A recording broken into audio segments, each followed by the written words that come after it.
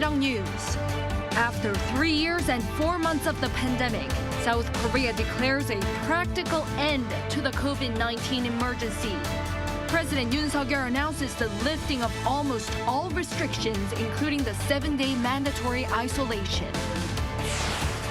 South Korea's state-run economic think tank expects the country's economy to see 1.5% growth this year, a cut from the previous forecast amid sluggish exports. But it adds that inflation is likely to slow down more than expected. U.S. inflation slows to below 5% in April for the first time in 2 years following the Fed's interest rate increases. This is the 10th consecutive month that the price rises have slowed.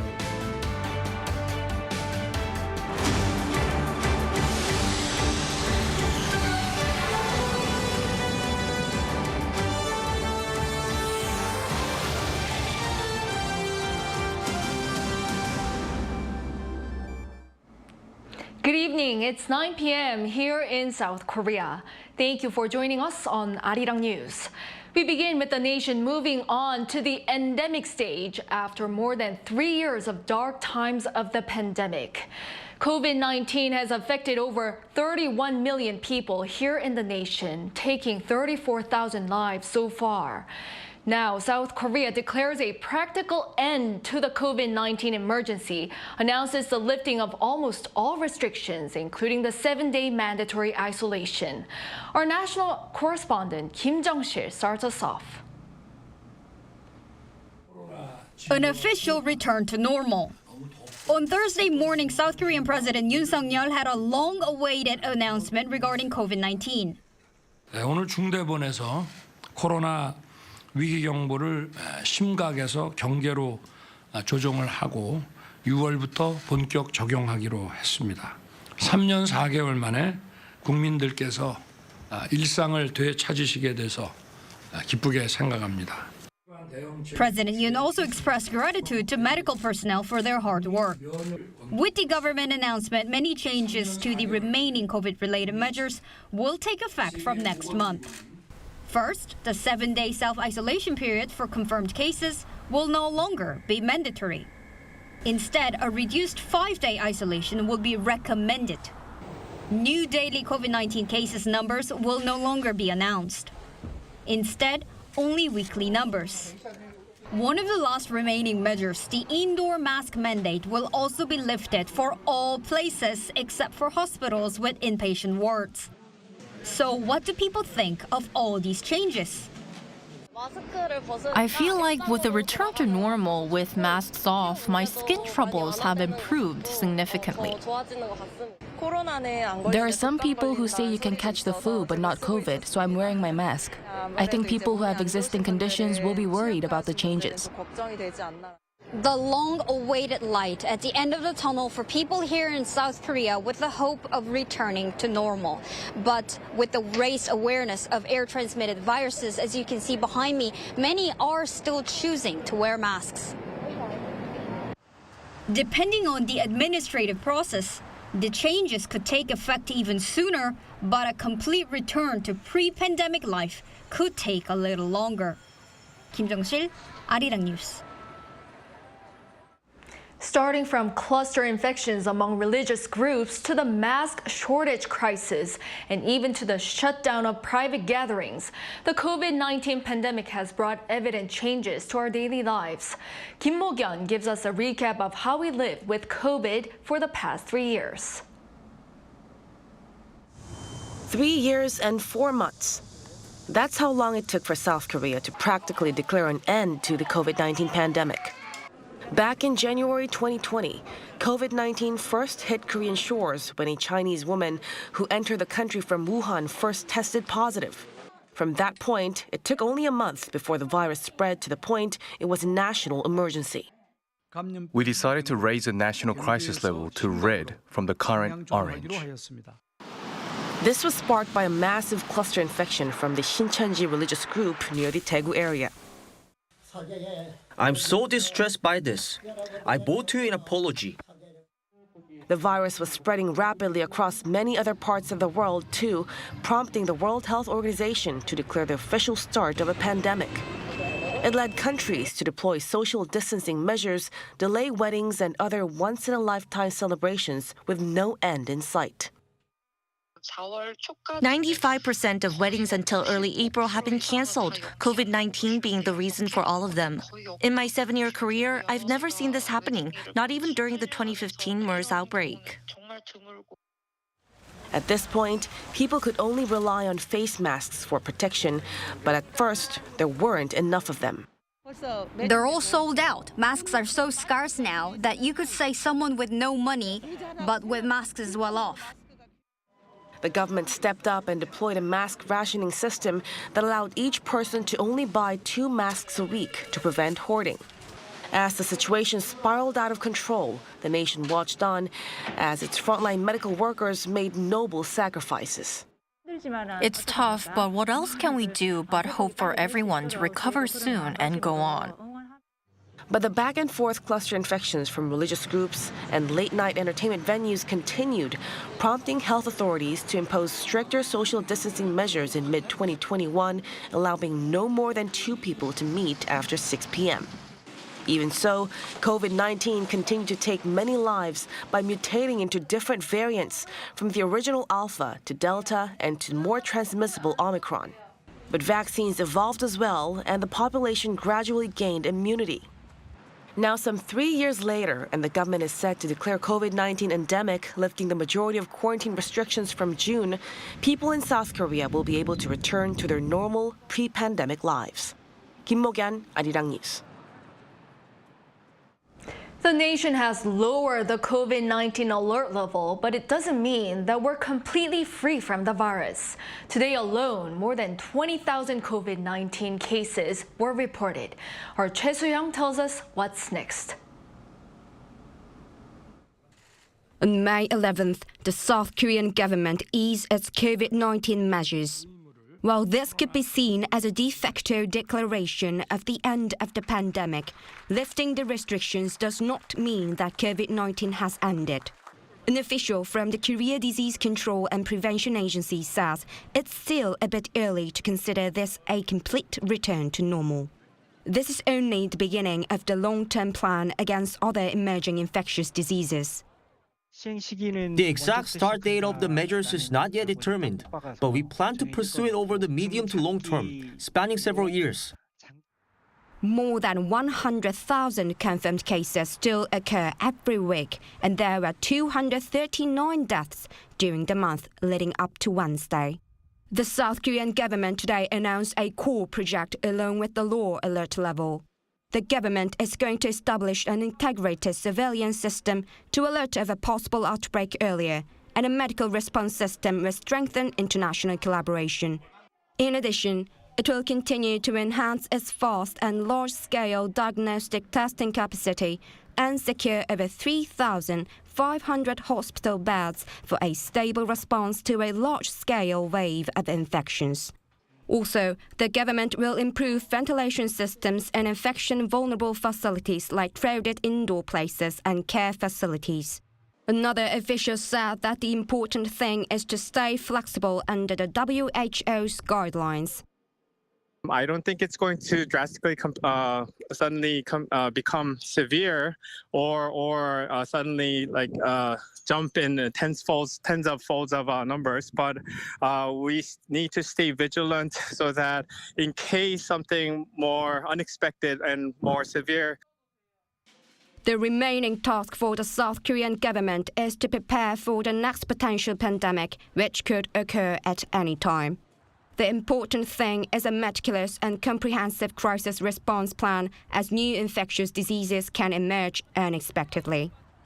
Choi Soo-young, Arirang News. Yet more diplomatic engagements for President Yoon Suk-yeol. This time, German Chancellor Olaf Scholz is coming to South Korea for an official visit. According to a senior official from the German government, the chancellor will arrive in Seoul on May 21st after visiting Japan for the G7 leader summit. He'll be accompanied by his wife, Britta Ernst. Scholz is scheduled to pay a visit to the demilitarized zone which divides the two Koreas, then hold a summit with President Yoon, which will be followed by a banquet with First Lady Kim Gun-hee.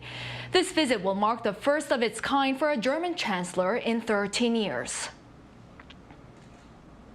High-level officials from South Korea and Japan will hold consultations this Friday in Seoul on the planned release of wastewater from Japan's destroyed Fukushima nuclear power plant. With concerns from neighboring countries, the officials will discuss specific details of the South Korean inspection team's visit to Fukushima, which will likely take place later this month.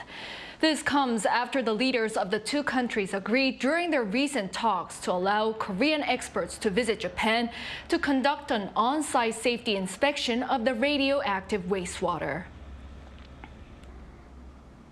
A committee on defense innovation has officially kicked off with President Yoon heading the effort that includes 8 civilian military experts. Speaking at the committee's first meeting on Thursday, President Yoon called for strategic advancements in the country's military to better reflect improvements on the global front with regard to defense initiatives. He also stressed the importance of greater developments in surveillance and in precision strike capabilities amid North Korea's missile and nuclear intentions. Meanwhile, also on the committee, along with the civilian members, are Defense Minister Lee Jong-seop and National Security Advisor Cho Tae-yong. Seoul, Washington, and Tokyo are poised to bolster real-time sharing of information on military threats posed by Pyongyang. This is according to U.S. Army spokesperson Martin Miners and reportedly follows an agreement reached among the leaders of the 3 governments during talks last November in Cambodia. Speaking to Voice of America, Miners underscored the importance of the trilateral communication framework in responding to security challenges on the Korean Peninsula amid North Korea's missile and nuclear ambitions. Separately, U.S. Army Pacific Commanding General Charles Flynn has added that American forces in South Korea working closely with their South Korean counterparts will play a pivotal part in this information process. He claimed their integrated team's strong headquarters presence and effective information sharing systems make them well positioned for the task.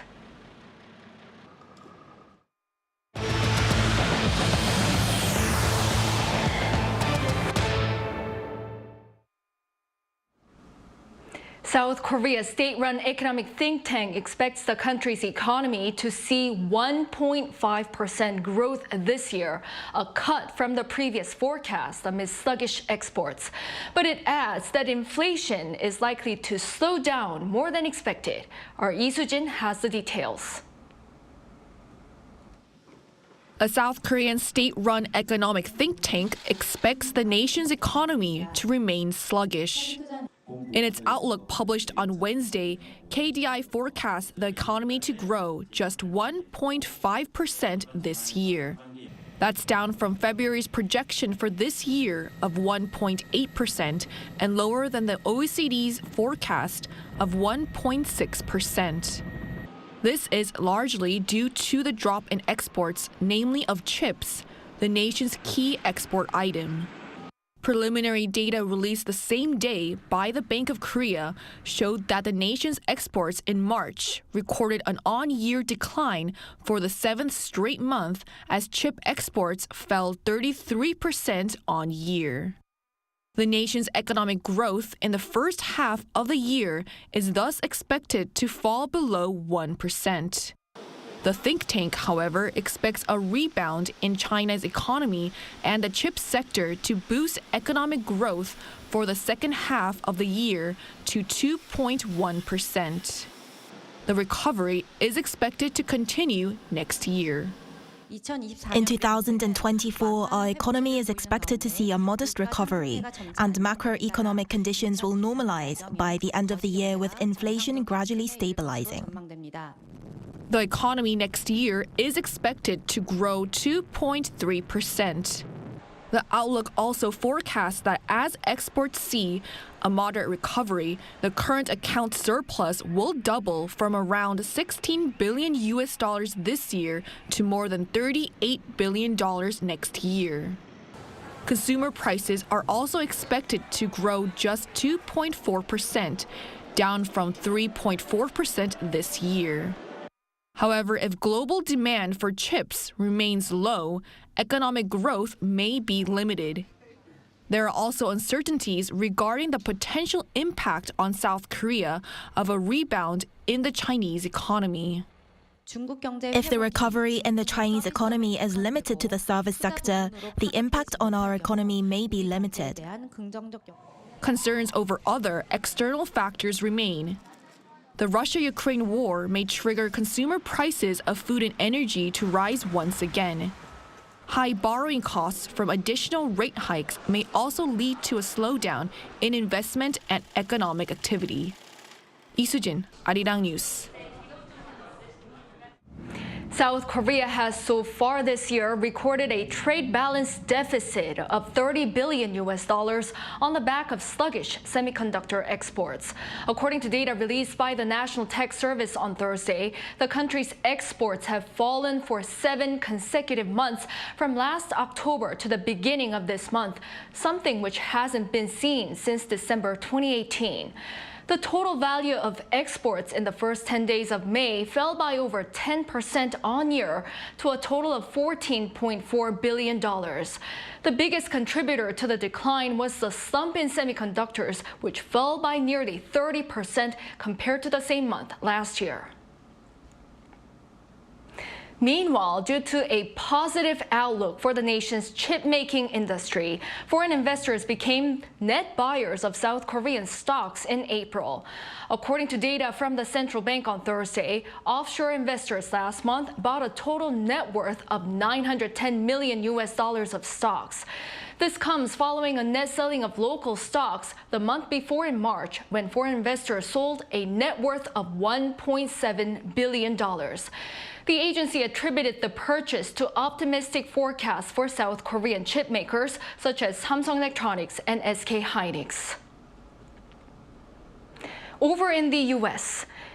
inflation slows to below 5% in April for the first time in 2 years, following the Fed's interest rate increases. This is the 10th consecutive month that the price rises have slowed.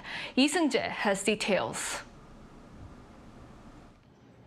According to the U.S. Labor Department's Consumer Price Index released on Wednesday, U.S. consumer prices rose 4.9% on year, down from the 5% reported in March.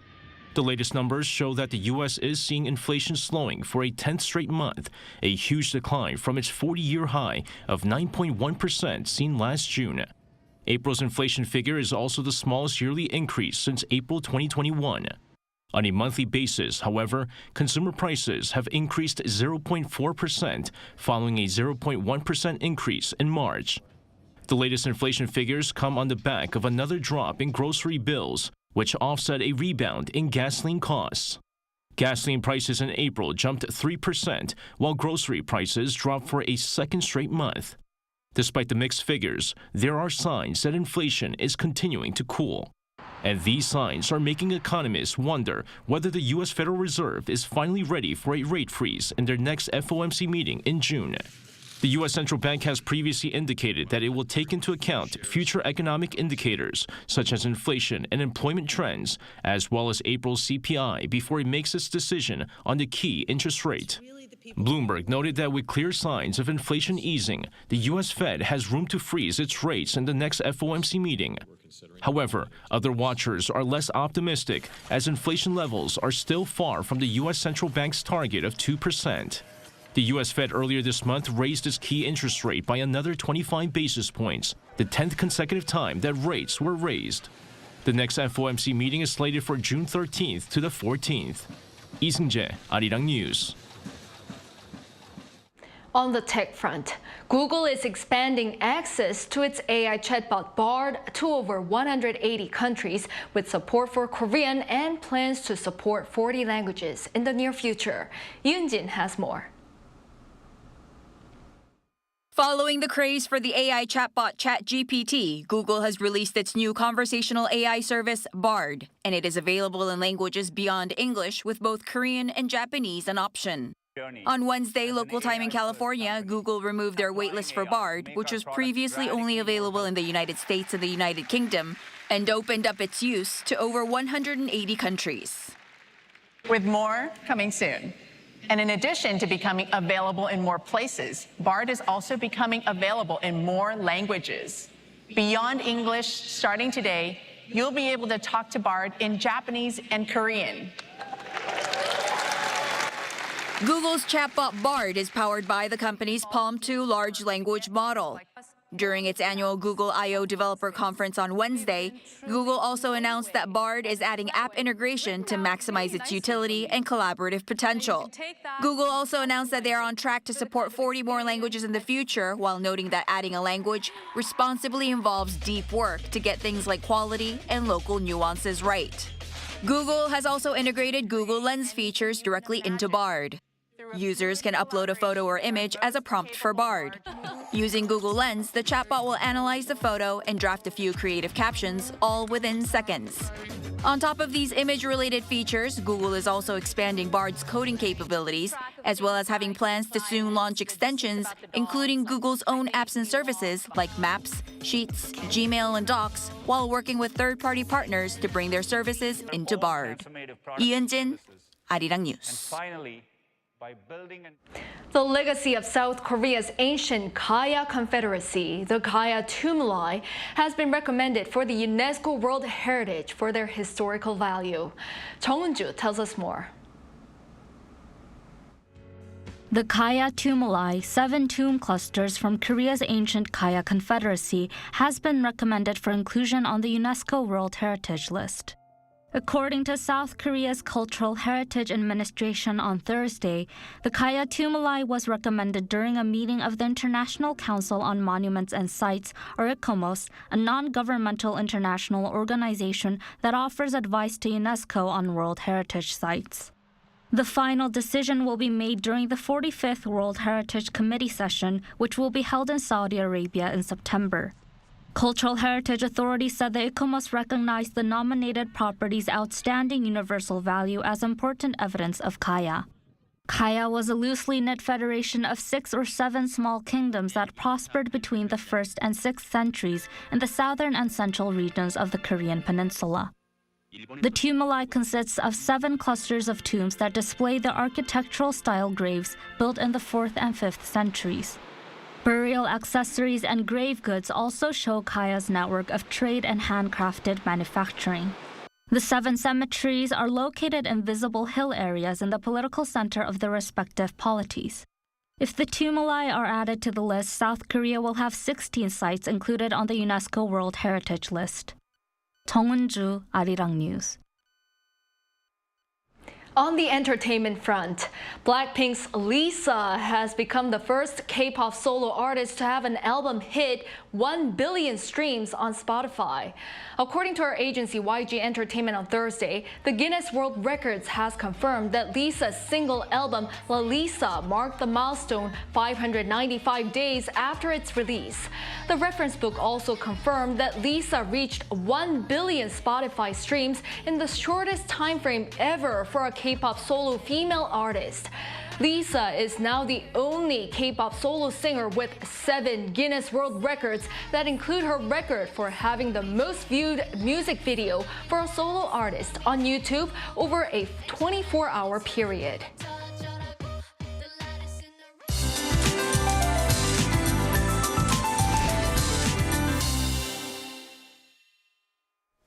Early summer-like conditions will prevail again tomorrow, along with wide temperature gaps.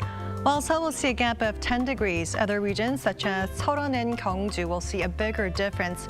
Drastic fluctuation in daily temperatures can make our bodies more vulnerable to viruses, so please be careful. And for parts of western regions where stagnant air continues, finest concentrations will soar tomorrow.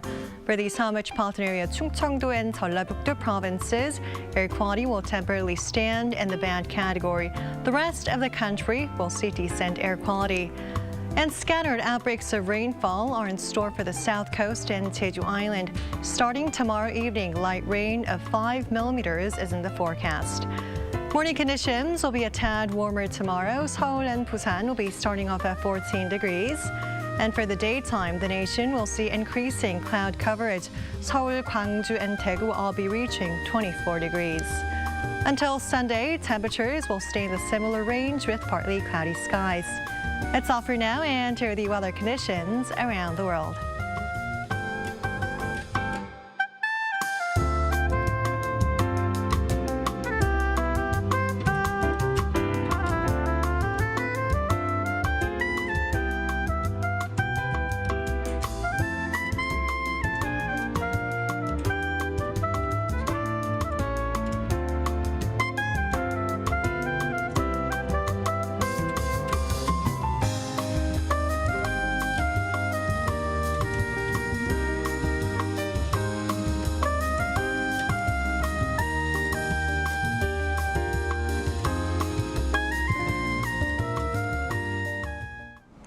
That is all for this Thursday night newscast. Thank you for watching. We'll be back with the latest news tomorrow. Have a good night.